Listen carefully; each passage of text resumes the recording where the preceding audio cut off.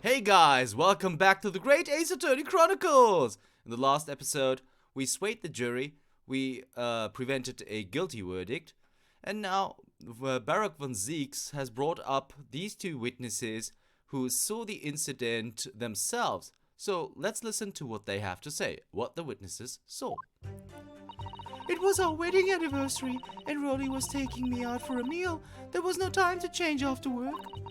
Anyway, two silhouettes appeared out of the fog on the pavement in front of us. All of a sudden, one of them just collapsed on the floor. Then the other scattered something before running off. We ran straight over, of course, and then went for help at a nearby police box. It was definitely that Japanese man in the dock. Rolly and I both saw him as clear as day. Okay, so she just told, but that's how things go sometimes. Well, this is extremely compelling testimony, I must say. Oh dear, this policeman and his wife are claiming to have positively identified Mr. Natsume at the scene. If their testimony is true, the alternative course of events that you established in the summation examination will be quashed. It's death now, in fact. Because that alternative was never viable in the first place. What an unfortunate chancing, and on your wedding anniversary too. Oh, I know, but I still managed to go out for the evening with my man. I thank the Lord for that. Gosh, the life of a London Bobby sounds very hard indeed. Indeed. However, this cross-examination will be over in minutes. You may well have time to rest this afternoon. What do you mean by that? My learned friend, the witnesses saw the face of the man fleeing the scene. They are testifying under oath that it was without doubt the accused, Mr. Soseki Natsume. And one of those witnesses is a policeman, no less. So you appreciate the gravity of the situation, I'm sure. Except that the man's so tired his wife has to do all the talking. Enough preamble. Counsel for the defense. Commence the cross-examination, please. Yes, my lord.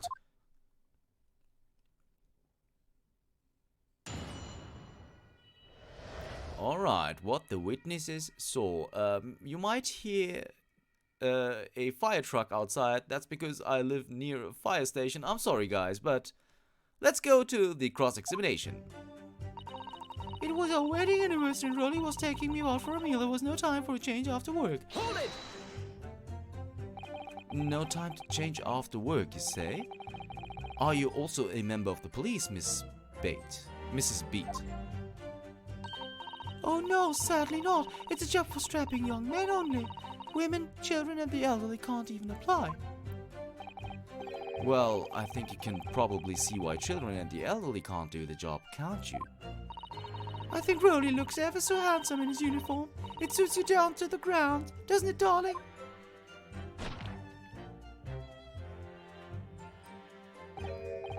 What? I just finished my beat. Pat and I were heading back to the station. I was actually planning on getting changed there. Is he talking in his sleep? This is creepy. Oh no, Rolly. I much prefer you in uniform. Sometimes I don't recognize you when I see you in plain clothes. Oh dear, that doesn't seem healthy. Kindly adhere to the point. You were going for a meal after you had finished your beat for the day, correct? That's right, sir. Yes, although I was fit to drop, to be honest, after spending the whole day on my feet. But policing is my life, sir. As long as I'm the proud owner of this, I'll serve my city and my queen to the end. What's that now? My warrant card, sir. Proof that I'm a London copper. It has the noble founding principles of the force written on it. As a reminder to all us policemen of our sworn duty to patrol the streets of London town and uphold the peace of the common man. Sir, And for such a noble cause, I cover 20 miles every single day without fail and without a grumble. Because I know that the plodding of my boots is all Londoners need to feel safe and secure. So, fighting crime doesn't appear to come into it then? But sir, just on that one particular day I was looking forward to celebrating my wedding anniversary. Mrs. Bede puts up with a lot being married to a Barbie. Like me, I wanted to show my dear wife how much I care. Oh, Pat. Oh, Rolly. Oh, what a charming couple. Their young love is such a joy to behold. If a little over the top, perhaps? And then, kindly describe what happened next. Anyway, two silhouettes appeared out of the fog on the pavement in front of us. Hold it! Two silhouettes. That's right, they were coming towards us, walking up Briar Road on the opposite direction. There was a rather plump figure, followed by a scrawny, thin-looking man. That does sound exactly like the victim as pictured on this print, and like Mr. Natsume. Yes, unfortunately it does. And you're certain that at the time there was nobody else nearby? Oh yes, quite certain. It was dark, but there are streetlights on Briar Road, you see. There was nobody else around at all. Isn't that right, my darling?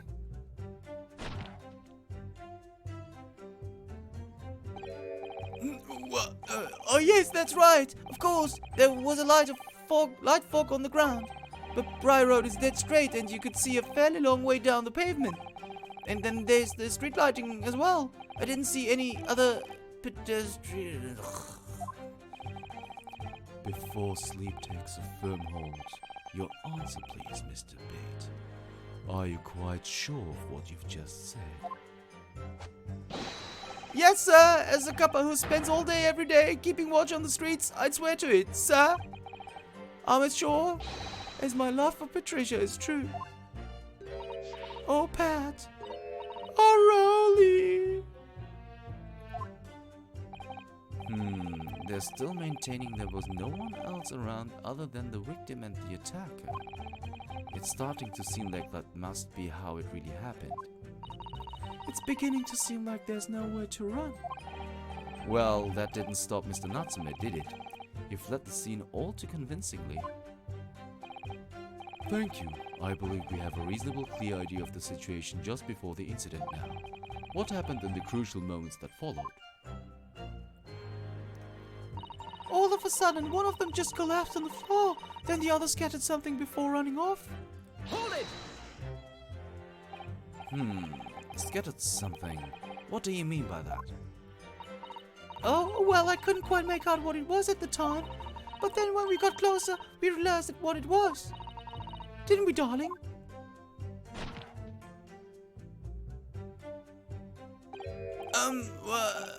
Yes, that's right. It was some old books. I see, old books. Yes, sir. The culprit had dropped a number of them all around where the victim lay on the pavement. Indeed, as clearly pictured in this photographic print. That rotten Japanese man did that when he did the deed. Hold it! Let's not forget that it remains to be established that the defendant was indeed the attacker.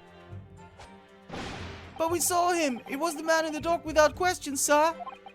The mustache, the hunchback, the cat-like eyes, the taut mouth, the snub nose, everything. Any more insults you want to throw in? That's right. He looked down at that poor, defenseless woman with those terrifying, intense eyes. And then suddenly threw his books onto the pavement and ran away. I see. This is tough. They seem as though they're telling the truth here. May I remind the court that this unambiguous testimony comes from a policeman and his wife. Now please, continue. Yes, sir.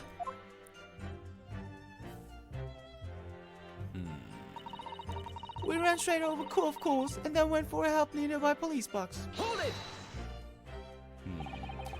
Was it your husband who went to fetch help? No, I went. I may not be a police officer myself, but I am the proud wife of one after all. Isn't that right, my darling?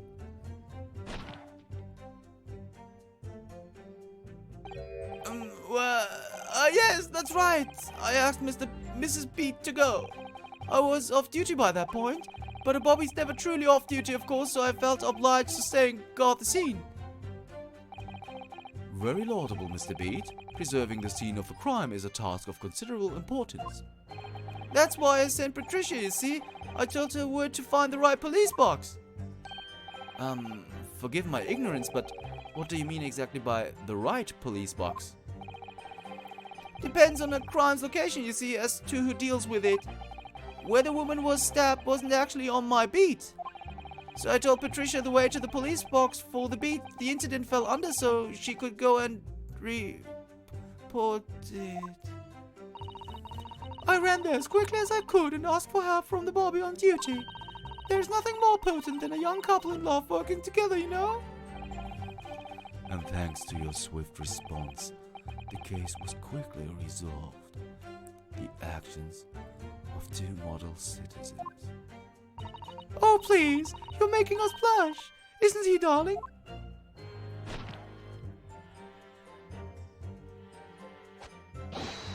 Yes, sir. What Patricia said, sir. Let's move on, shall we? It was definitely the Japanese man in the dark. Rolly and I both saw him as clear as day. Hold it! But surely you wouldn't have been able to see his face by the light of the gas street lamps, would you? We absolutely could. As long as I have exceptional eyesight, I'll have you know. Right. The light from the street lamps was more than enough. And my husband already told you that fog was only light, didn't he? Yes, and what of the fog? We're famous for it across the globe, I believe. Sorry.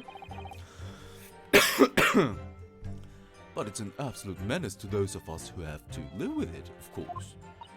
Oh, it is. When it's thick, you can't even see the hand at the end of your own arm. Yes, alright, I take your point now. Could you stop shaking your husband about? The constant fog makes our eyes very sharp, you see. That's why we can tell you for sure and certain that it was the little Japanese man we saw. Can't we, darling?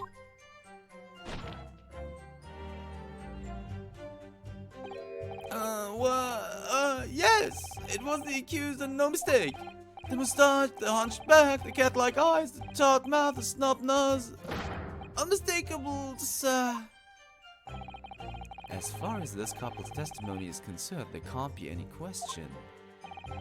It was Soseki's son they saw running away from the scene of the crime. So that's it, is it? That's the entire testimony? What do you think, Mr. Naruhodo? Well, I hate to admit it, but on hearing the testimony, it really does seem as though Mr. and Mrs. Beats saw what they say they saw.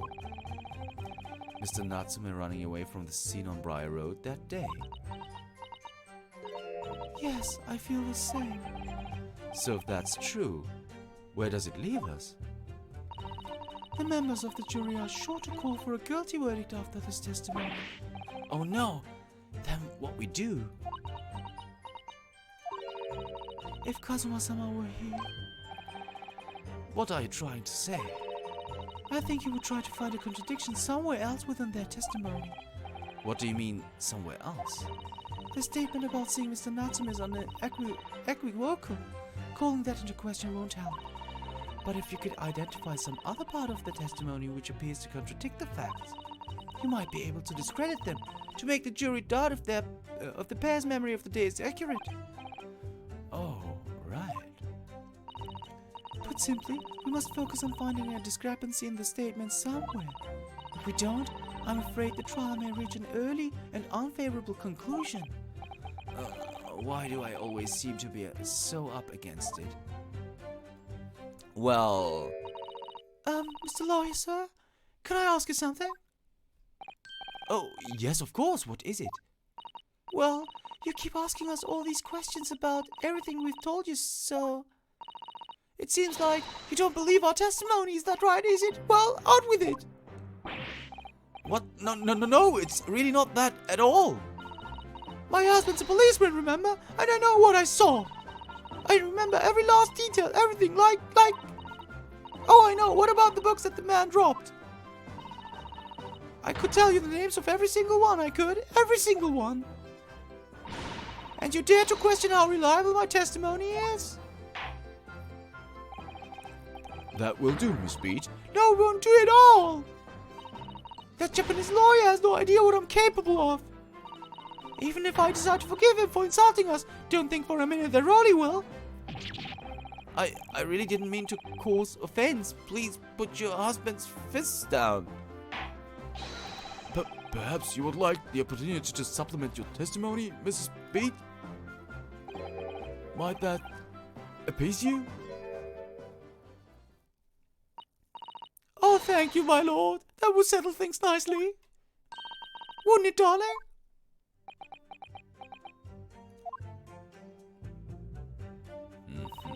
I could even tell you the names of the 4 books he dropped. 4 books. Okay, there we go. Let's press. Yes, we know that there were books dropped at the scene of the crime, as you say. Those purchased by the accused at the nearby second-hand bookshop on the day in question. After I'd been to the police box for help, I decided to have a good look over the area for good measure. I am proud of Policeman's wife, after all. I did it for Rolly. And what was your husband doing at the time? Oh, he was lying face down in the snow, getting some well-deserved rest. He works ever so hard, you know. Ever so hard. Don't you, my darling? Interesting way of guarding the scene of the crime. Well, Mrs. Beat, seeing as you've regaled the court with tales of your powers of recollection, would you be so kind as to recount the titles of the books you observed at the scene? I'd be happy to. Now, are you all listening? There was The Picture of Monsieur Somebody or Other, and What's It Yearnings, and then there was A Meal for Someone, and the last one was definitely The Thingamy Something. You see? Yes, I see there are 1 or 2 holes in your memory. Oh well, they were all along those lines, I'm quite sure. They were indeed books found at the scene with titles along those lines, as you put it. Well, what did I tell you? So I think it's very mean the way you've been implying that my testimony can't be trusted. Don't you agree, darling? Anyone who upsets my Patricia will have to answer to me to answer. Sorry. Terrifying. Yes, she really is. Sorry. Okay, so that's it, is it? That's the entire testimony. What do you think, Mr. Naruto? Well, I hate to admit it, but on hearing the testimony, it really does seem as though Mr. Blah blah blah, we already had that, so I'm gonna skip that because she saw 4 books, and apparently on the picture you can see 3 books. Also, yeah, we know already. It's fine, Susato-san. So we are just going to push forward, and here the 4 books.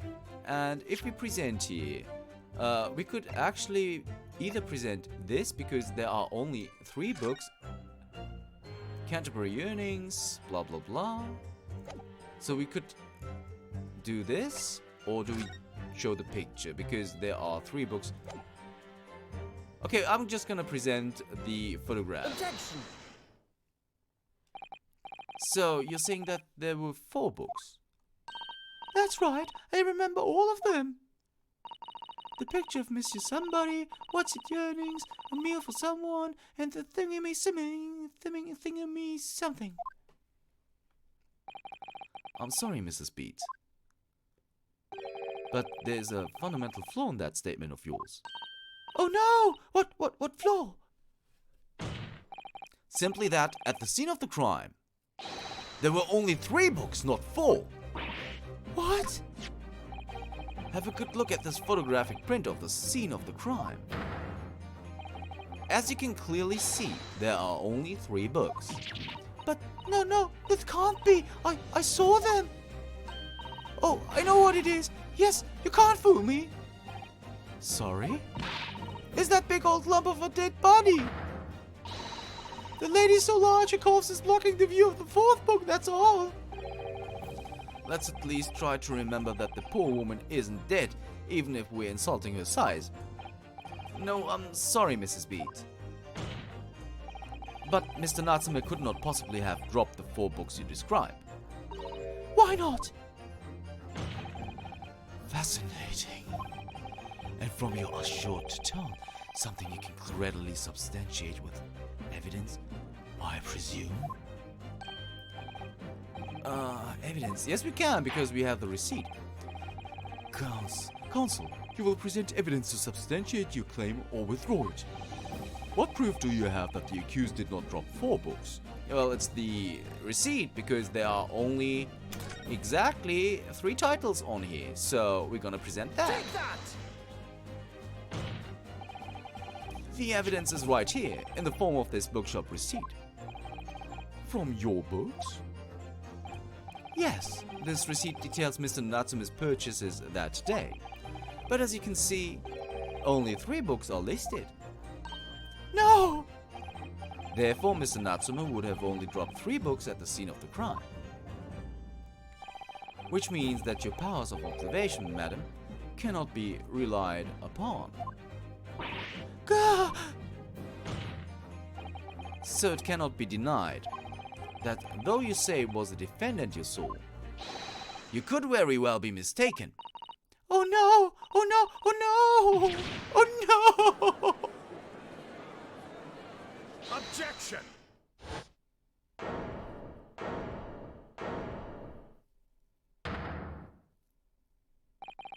It's plainly evident that it is your powers of deduction that cannot be relied upon, my learned Nipponese friend. What? What cannot be denied is that these 2 witnesses saw the accused running from the scene. A fact that you know very well you have no hope of disproving. So you've striven to avert attention from that by dint of some inconsequential discrepancies. Would that be fair? He sees right through me. But your plan has somewhat recoiled against you. What are you talking about? It's quite simple. Let me explain with a toast. To the policeman's wife and her entirely accurate testimony in every respect. Oh!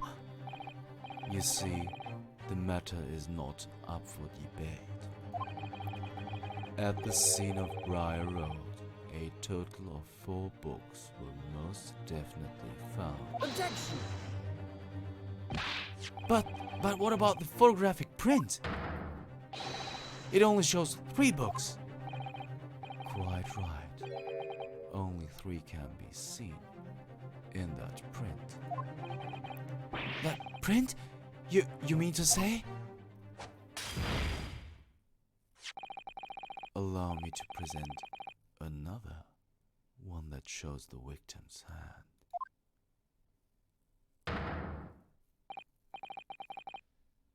The lines pray? I don't believe it. It's the 4th book. As you will observe, the 4th book was hidden from view in the original print by the victim's torso. No. No! Ugh. Order! Order! There, you see, look at that, look. Yes. It's just like I said, isn't it, my darling? Yes, sir. Patricia's always right, sir. Let us study the receipt for the books purchased by the accused on the day in question. Mrs. B, the titles once again, if you please. Oh yes, of course. The picture of Monsieur Somebody or other. The picture of Monsieur Lecoq. What's it, yearnings? Canterbury Yearnings. A meal for someone?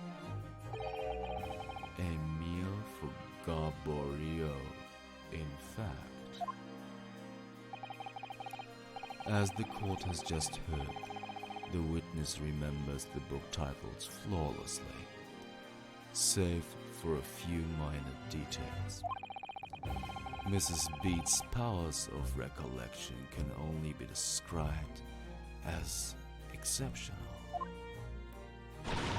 Did you hear that, Rolly? The gentleman paid me a compliment.